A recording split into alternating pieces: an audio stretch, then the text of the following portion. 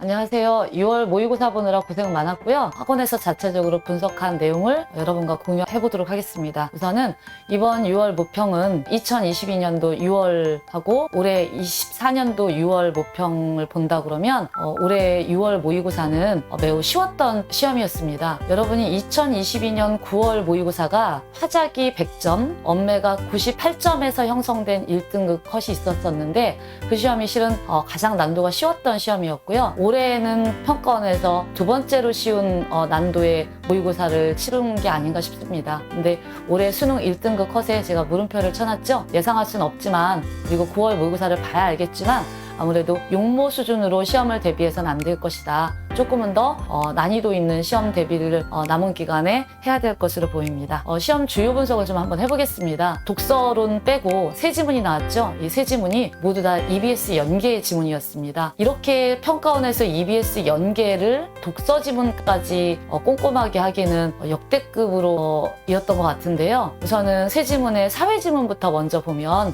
이번에는 법과 경제 지문이 안 나왔습니다. 그리고 공포소그라는 일반 사회학 지문이 나왔는데요. EBS 지문을 우선 한 문단으로 요약을 하고 나머지 문단에 새로운 정보를 제시하는 글의 구성 방식을 취했습니다. 과학 지문은 역시 EBS 연계인데요. 아무래도 추론 문제가 조금 약화가 되다 보니까 문제의 난도가 조금 떨어졌고요. 보기 적용하는 문제도 기계적으로 적용만 잘했다면 어렵지 않게 풀 수 있는 문제였습니다. 그나마 독서 지문 세 지문 중에서 그나마 킬러 지문이라고 할 수 있는 지문이 세 번째 지문이었습니다. 인문 복합 지문이었고요. EBS 기능주의 철학 지문을 빌려와서 다시 지문을 재구성했습니다. 그때 썰의 실험이었죠. 중국어방 논증 소재를 그대로 끌고 왔고, 그리고 거기에 플러스 알파의 정보를 새롭게 지금 추가한 형식을 띠고 있습니다.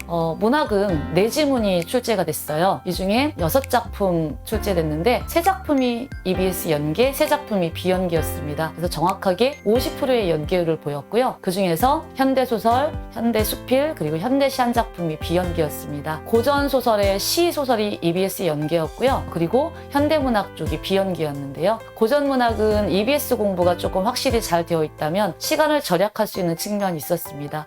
현대문학은 오히려 지문의 난도 그리고 문제, 선지가 조금은 어려웠다는 생각이 듭니다. 화법과 작문을 한번 보겠습니다. 화법 작문은 전체적으로 쉬운 재질로 구성이 됐고요. 지문도 정보량이 좀 적었던 편이었고 어려운 문제도 없었습니다. 다만 화작 융합 세트 문제에서 2022년 수능에서 나왔던 토론 지문으로 조금 난도를 높이려고 했던 측면이 있었습니다. 언어와 매체는 오랜만에 중세국어가 지문형으로 한 지문이 출제가 되고 문제가 2문제가 있었었는데 개념 자체는 어렵지 않았거든요. 근데 정보량이 조금 많았습니다. 그래서 학생들 입장에서는 좀 시간이 걸렸을 것 같고, 다행히 어법에 비해서 매체는 정보량이 조금 적은 문제 패턴을 보였습니다. 다만 매체에서는 작년까지 보지 못했던 보이는 라디오 방송 프로그램이나 전자문서의 사용설명서 같은 새로운 매체를 계속해서 찾아내려고 하는 평가원의 노력이 좀 보였습니다. 그리고 전체적으로 EBS에서 분석을 한 내용을 보면 오답베스 10 문항이 있는데,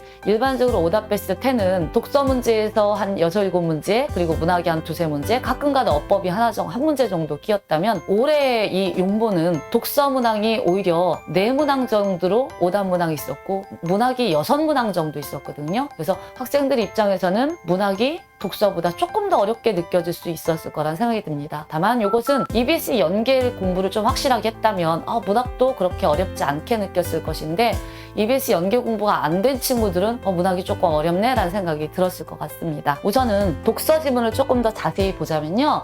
세 번째 조금 어려웠던 인문복합 지문 수능특강 11페이지의 연계 지문이었고요. EBS에서 이미 도일론, 기능주의 같은 걸 다뤘어요. 그리고 거기에서 나지문 플러스의 새로운 어떤 지문 형태를 줬고요. 이 지문도 인문 지문이다 보니까 입장, 차이, 그리고 이론을 정확히 파악했다면 어렵지 않게 문제를 풀었을 것으로 예상합니다. 그리고 그 중에 좀 특이한 문항이었다면 16번 문항이었는데요. 이것도 지문에서 주체 해석에 의존해서는 또는 사회적 합의에 의존해서는 안 된다라는 의미를 정확히 파악을 했다면, 이 문장만 놓치지 않았다면 어렵지 않게 풀었을 수 있을 거라 생각합니다. 그러면 독서는 요를 바탕으로 생각했을 때 올해 수능 대비는 결국에 이보다 어려운 지문에 부분에 대한 난도 공부는 분명히 돼야 되고요. 법이나 경제 지문이 안 나왔다 그래서 수능이 안 나오라고 예측하기 힘들거든요. 그래서 법이나 경제 지문에 대한 공부도 돼야 되고, 남은 기간에는 열심히 지문만 읽고 문제를 풀어내는 연습만 하지 말고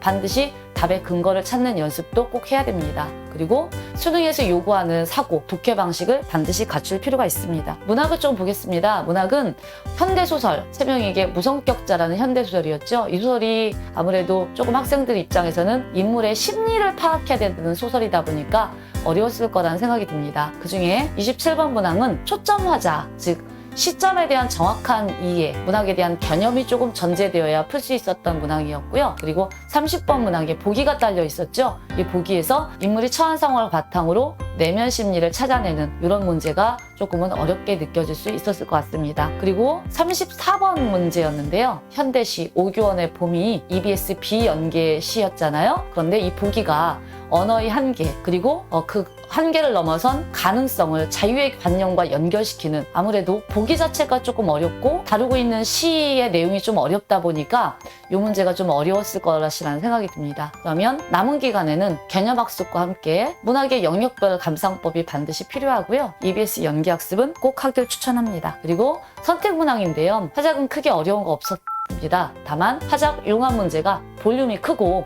토론 지문이다 보니까 찬반의 입장 차이를 명확히 구분하고 문제를 풀었어야 됐습니다. 그리고 언어와 매체는 35번, 36번 중세국어 지문형 문제였는데요. 앞으로 화작가의 어떤 시간의 형평성 입장에서 언매는 어렵진 않다 하더라도 시간이 조금 걸릴 수 있는 문제를 출제할 가능성이 높아요. 그래서 주어지는 정보가 많았을 때 그것을 깔끔하게 정리하고 답을 찾는 연습을 조금 더 해야 될 것 같습니다. 조금 주의 깊게 봐야 될 문항이 37번 문항이었는데요. 37번 문항이 한 문제 안에서 시제 문제, 그리고 서술의 자릿수를 확인하는 문제, 그리고 문장 성분에 대한 개념, 전반적으로 이 모든 것들이 통사론 파트에 있는 문제 개념들이잖아요. 하나의 문제를 가지고 통사론 전반 지식을 묻겠다는 평가원의 의도를 확인할 수 있었습니다. 그래서 어떤 시간이 좀 걸리기도 하고, 그리고 전체적인 지식을 묻는다는 점에서 굉장히 좋은 문제이기도 하지만 수험생 입장에선 좀 부담스러울 수 있을 거란 생각이 듭니다. 그러면 남은 기간에는 화작은 지문 유형 학습 많이 하고요. 그리고 담화 상황에 따라 유형별 문제풀이 방법을 조금 문제도 많이 풀어봐야 됩니다. 언어와 매체는 우선은 어법에 대한 완벽한 개념학습이 필요하고요. 그 개념학습을 수능은 보기를 통한 탐구형 문제들이 제시되니까 실정 적용 능력이 반드시 필요합니다. 그리고 매체는 계속해서 평가원에서 다양한 매체를 지금 개발하고 있기 때문에 다양한 매체 지문을 섭렵할 필요가 있습니다.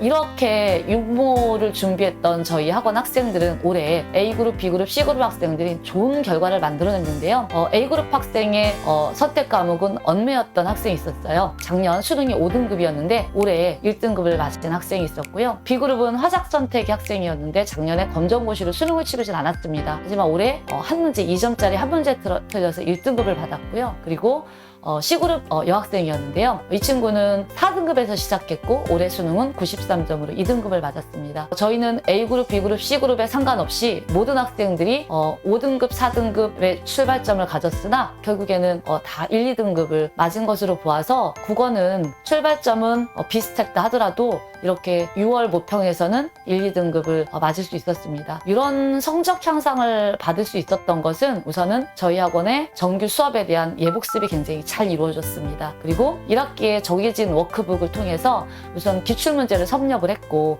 평가원의 스타일에 굉장히 잘 적응이 됐습니다. 또 저희 학원의 자랑이라고 할 수 있는 1:1 클리닉을 통해서 문학, 독서, 선택 과목 자신의 약점을 좀 보완하는 공부를 끊임없이 학습량을 점검받고 약점을 체크했고요. 자유지능을 통해서 그때그때 부족하고 모르는 부분에 대해서 문제 해결을 했기 때문에 좋은 결과를 가질 수 있었다고 생각합니다. 6월 모의고사는 수능으로 가기 위한 전초전이잖아요. 수능의 바로미터이기 때문에 이 6월 모의고사를 바탕으로 수능 대비가 철저히 잘 이루어지기를 바랍니다. 네, 감사합니다.